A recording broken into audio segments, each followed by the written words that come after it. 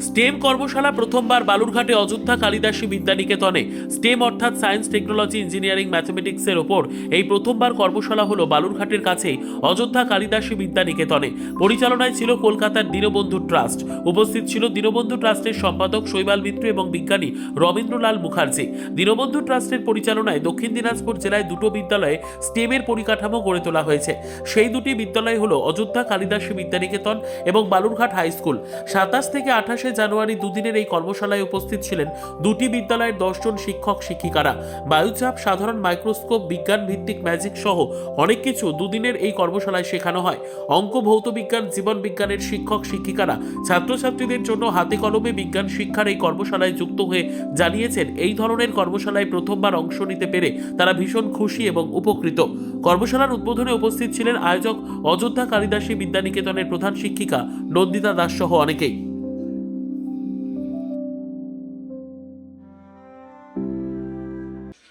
এই যে সায়েন্স ওয়ার্কশপটা হচ্ছে, এটা দিয়ে আমরা কি করছি যে অ্যাক্টিভিটি বেসড সায়েন্সটাকে কীভাবে শেখানো যায়। নর্মালি সায়েন্স শেখানো হয় চক অ্যান্ড টক মেথডে, কিংবা কখনো কখনো তো ভিডিও দেখানো হয়, কিন্তু আমরা বিভিন্ন অ্যাক্টিভিটি দিয়ে সায়েন্সটাকে কী করে বুঝবে, আর বাচ্চাদের মধ্যে যে সায়েন্টিফিক টেম্পারমেন্টটা, যে কোনো জিনিস হচ্ছে কেন হচ্ছে, সেই তার পিছনে যদি ওরা মানে আন্ডারস্ট্যান্ডিংটা হয়, কনসেপচুয়াল আন্ডারস্ট্যান্ডিং হয়, তাহলে অ্যাডভান্টেজ হবে যে ওরা জিনিসটা ভালো করে বুঝবে, সায়েন্সকে ভালো করে ভালোবাসবে, আর পরবর্তীকালে ওদের মধ্যে ইনোভেশন আর সায়েন্টিফিক টেম্পারমেন্টটা থাকলে ওরা নতুন জিনিস তৈরি করতে পারবে, ইনোভেশন করতে পারবে, সায়েন্টিফিক ডিসকভারিজ দিয়ে ওরা হেল্প করবে। কারা কারা অংশ নিল এখানে? এখন এই মুহূর্তে টিচাররা অংশগ্রহণ করছেন ফ্রম অযোধ্যা কালিদাসী বিদ্যালয়ের বিদ্যানিকেতন থেকে এবং বালুরঘাট হাই স্কুল থেকে সায়েন্স টিচাররা, সাথে ফিজিক্স, কেমিস্ট্রি, ম্যাথমেটিক্স, বায়োলজি সব টিচাররা নিচ্ছেন।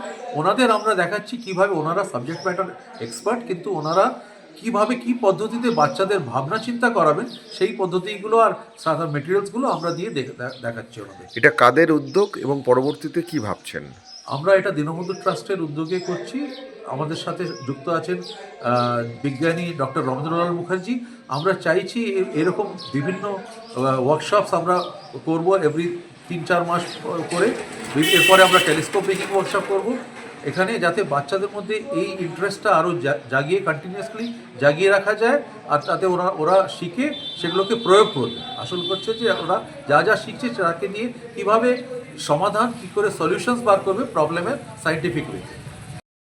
ব্যুরো রিপোর্ট, উত্তর বাংলা সংবাদ।